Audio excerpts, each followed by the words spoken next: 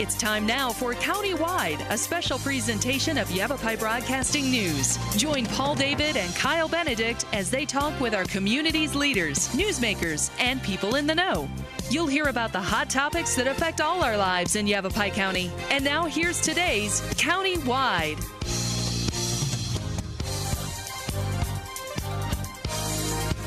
Welcome to Countywide. I'm Paul David. It's always great to have you in studio today. Measles has been a big thing in the news over the last, almost a month now, a little over a month. In December, somebody had visited Disney Park in California, and then we've seen the cases of measles spread and spread and spread across at least the Southwest. I don't know, maybe more.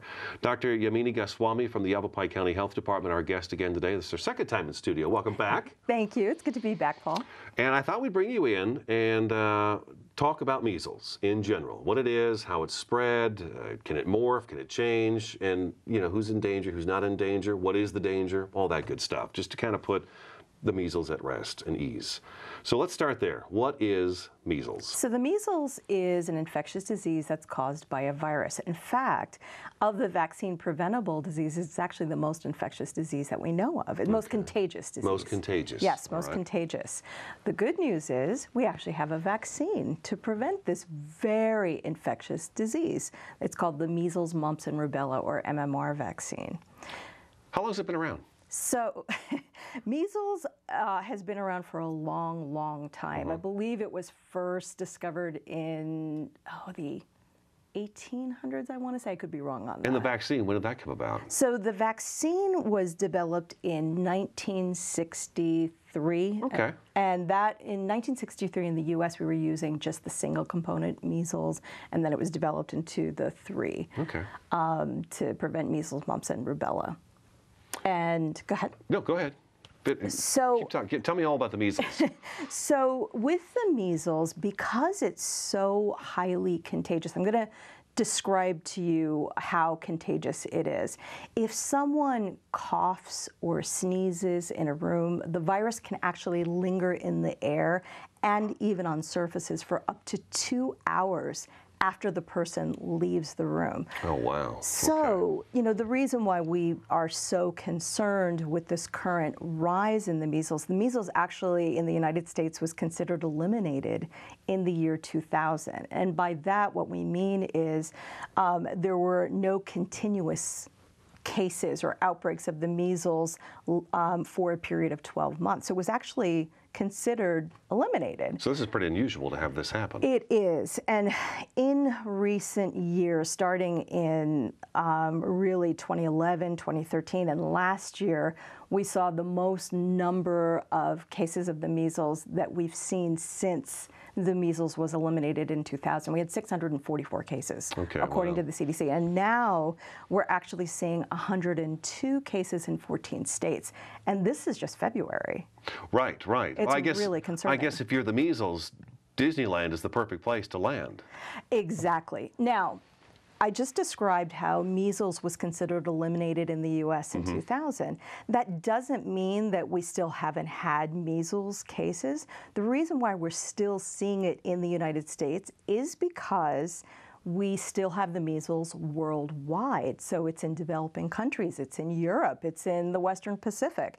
And in fact, last year, the Philippines had one of the worst outbreaks of the measles that that country has seen in many, many years.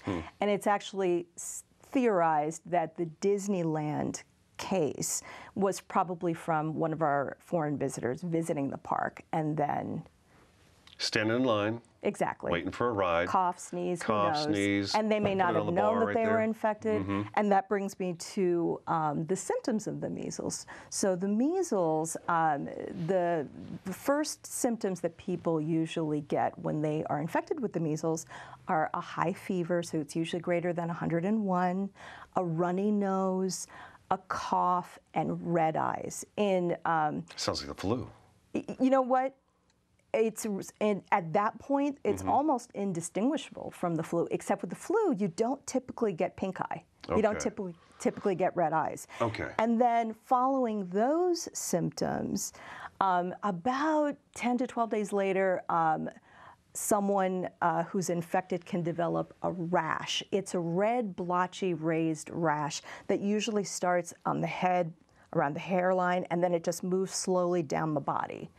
And the rash, and here's an important point about the rash. Okay. Someone is considered infectious 4 days before they begin the rash and up until 4 days after the rash clears. So pretty much right when they contract it, they're spreading it as well. Yeah, and they may not know it. Right. They may not know that they have it. And it's so infectious. As I said, it's one of the most infectious, contagious diseases that we know of, that one person can spread it to 12 to 18 people. That's one of the highest spreading capabilities that a virus has. So pretty much this person that showed up at the park had it, but wasn't showing any symptoms, was probably having a great day, having a great time, and it just happened. Exactly. And then just think about how many people that person could have potentially come in contact that thousands. Now we're monitoring.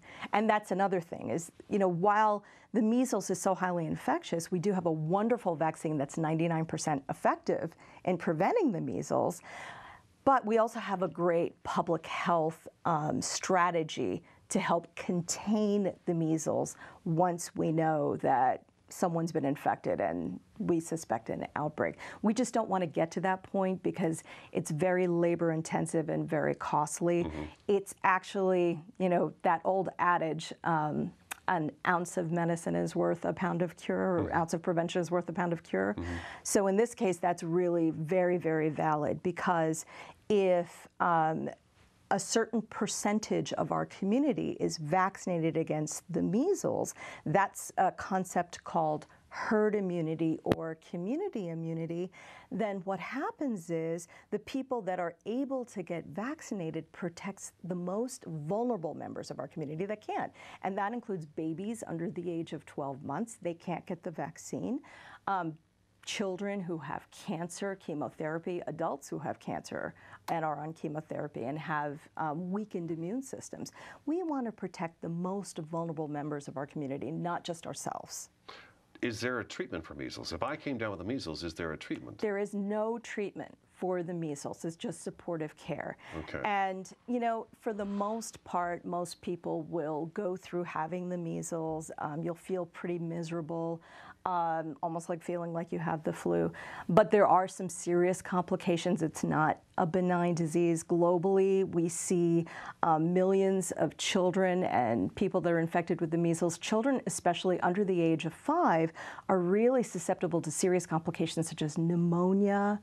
They can develop a brain infection that can lead to brain damage, ear infections that can lead to deafness, blindness. So these are serious complications. And in fact, in the United States, prior to developing the measles vaccine and developing the program for the measles, we used to see 3 to 4 million cases a year. And of the 3 to 4 million cases, 48,000 were hospitalized. And of the 48,000 that were hospitalized, you'd have 1,000 people that would develop serious signs and symptoms or complications.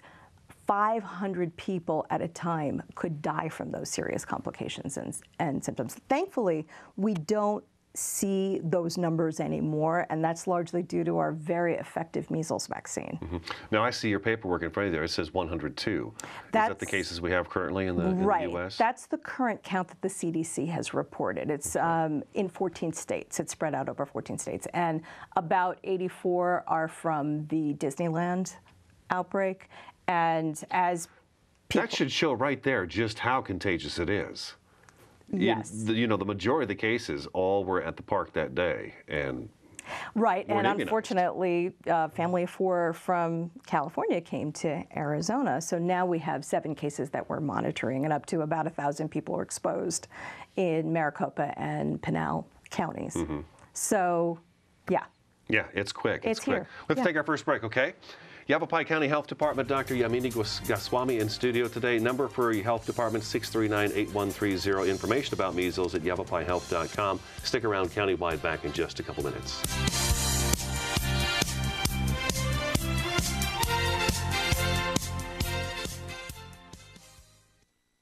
At Gettle's High Desert Mechanical, rather than do lots of things, we focus on doing one thing right.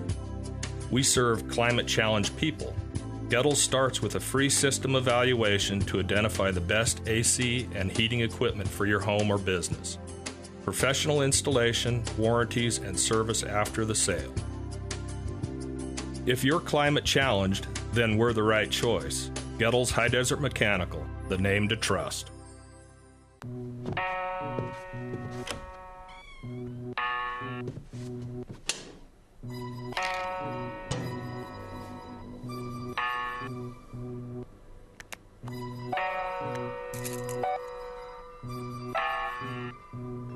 Who else has been taking your prescriptions? Keep your medicine and your family safe and secure. Mind your meds. To learn how we can help, visit the Partnership for Drug-Free Kids at drugfree.org. You wouldn't let money just blow out of your house. So when your AC or heater is on, make sure the doors, windows, and fireplace flue are shut tight. If you're headed out, turn down the AC or lower the heat by 10 degrees. And always keep your water heater set at 120. A little bit of common sense goes a long way. Get more great tips at energysaver.gov. A boy born in Joplin, Missouri was fascinated by anything with wheels and a motor. The odds of him winning both the Daytona 500 and the Brickyard 400 in the same year, 1 in 195 million. The odds of the child being diagnosed with autism, 1 in 68. I'm Jamie McMurray, and my niece has autism. Learn more at autismspeaks.org/signs.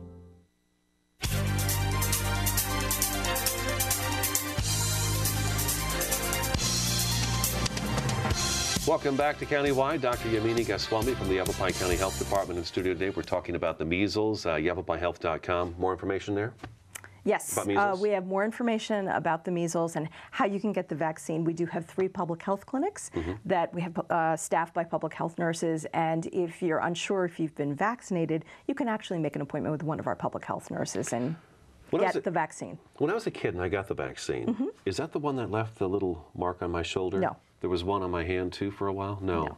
Does it? It's not the measles. That's not the measles one. Okay. How do we? I guess we have to go with our immunization chart. It should say.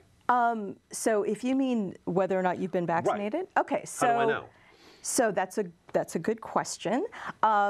So here's a little breakdown. If you're an adult born before 1957, you actually didn't need the measles vaccine. The reason being is that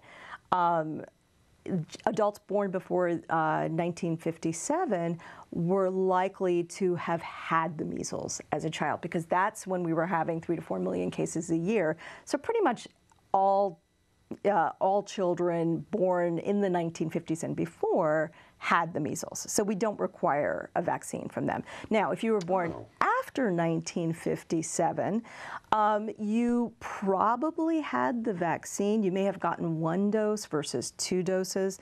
But if you're unsure, you may want to check your records if you still have them. If you don't, then your doctor actually can do a blood test to check for antibodies to see if you're immune to the measles. Now, having said that, if you don't want to go through that, there's actually no harm in getting the measles vaccine if you think, no, you know what, I don't think I really did get the vaccine when I was younger. So if you went ahead to your doctor and said, you know, I just like the measles vaccine, there's no harm in getting it, even if you are immune.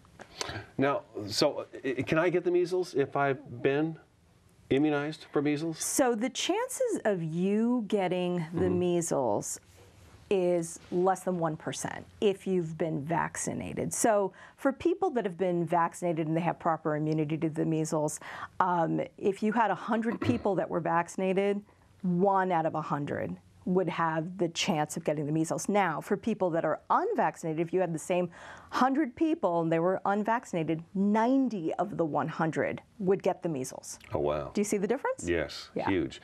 Is that where the herding comes into play? We mentioned the herd. The herd immunity, is like, I like telling people to think of a fortress or a moat around a castle. Okay? The castle's vulnerable to all the armies that are trying to, get into breach the castle. The walls. Right, but you've got a moat or a fortress surrounding the castle. That's herd immunity, okay? So if you have a group of vulnerable people that can't get the vaccine, what you want to do is you want to build a fence or a moat around those people that is really thick. And that means the more people that get vaccinated, the thicker that fence is, so that the measles virus can't get through that fence. We want to create a thick, strong defense system. Gotcha. Gotcha. Measles is still around worldwide.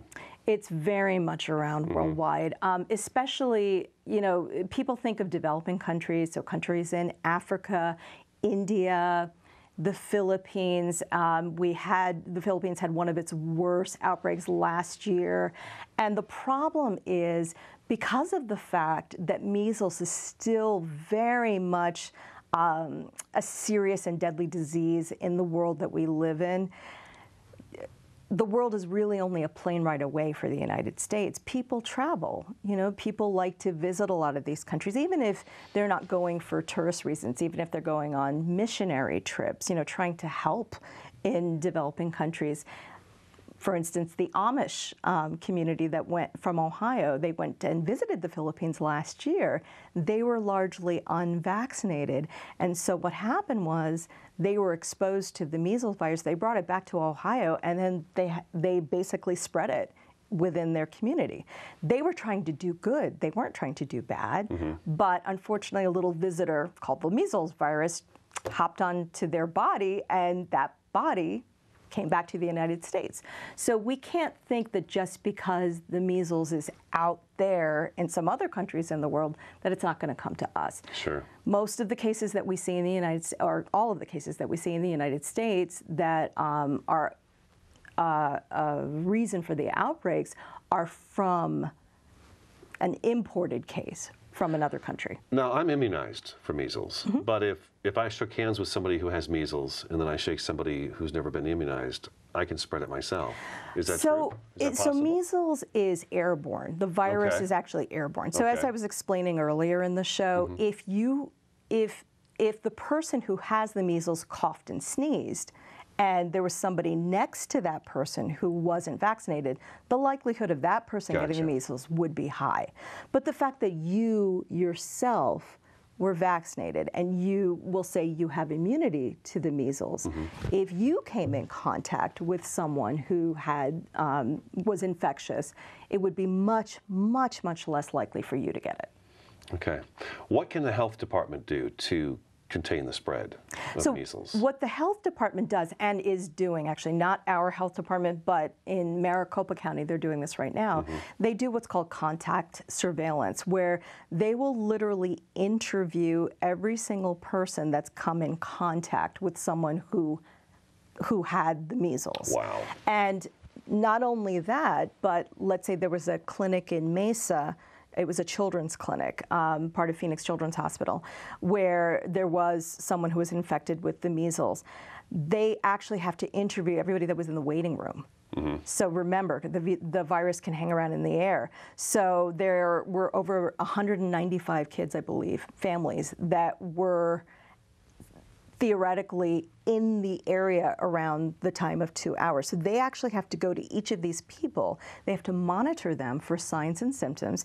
And the incubation period is 21 days. So we say, you know, there were people that were pulled out of school for 3 weeks. That's because it can take up to 21 days for the measles to show its signs and symptoms and then resolve. So we have to monitor and isolate people that show any signs and symptoms for a period of 21 days. And then if any of those people show signs and symptoms, then you have to monitor everybody that comes in contact with them, and so on and so on. Oh, wow, that so could be it could quite go a up job. to generations. Yeah. Yeah. Dr. Menika Swamy in studio today with the Yavapai County Health Department, yavapaihealth.com, the website you can go to for more information. Stick around. Countywide back in just a couple minutes.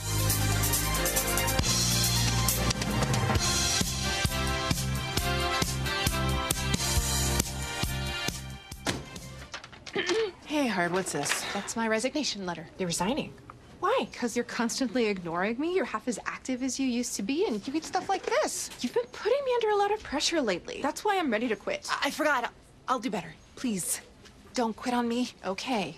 But remember, it's not what you say, it's what you do. Listen to your heart. Don't let it quit on you. Let's go for a walk. Uncontrolled high blood pressure could lead to a stroke, heart attack, or death. Get yours to a healthy range before it's too late.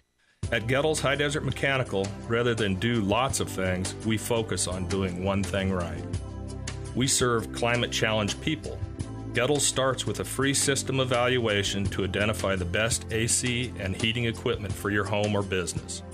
Professional installation, warranties, and service after the sale.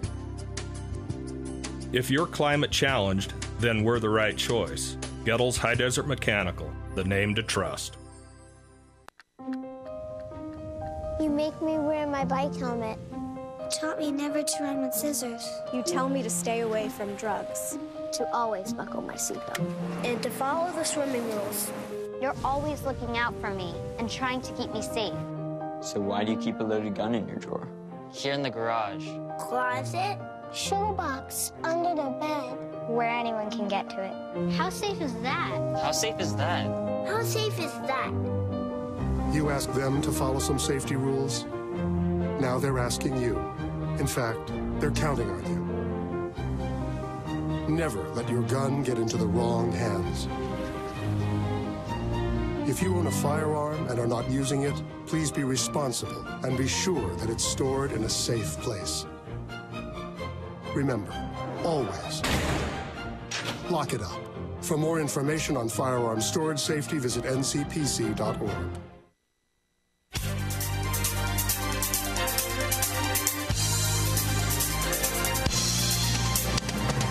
Welcome back to Countywide. Just a couple minutes left in the program. Dr. Yamini Goswami from the Yavapai County Health Department in studio today. Phone number 639-8130 in the Verde Valley, or yavapaihealth.com is also a great place to go and get information about the measles. CDC's got stuff up on their website. CDC is great. It's all over the place right now because it is such a big topic. It is, absolutely. But if you want the most up-to-date information, the CDC is the best resource, and I think we have a link from our website to the CDC. I think we've really shown today just how fast this spreads and how dangerous it can be.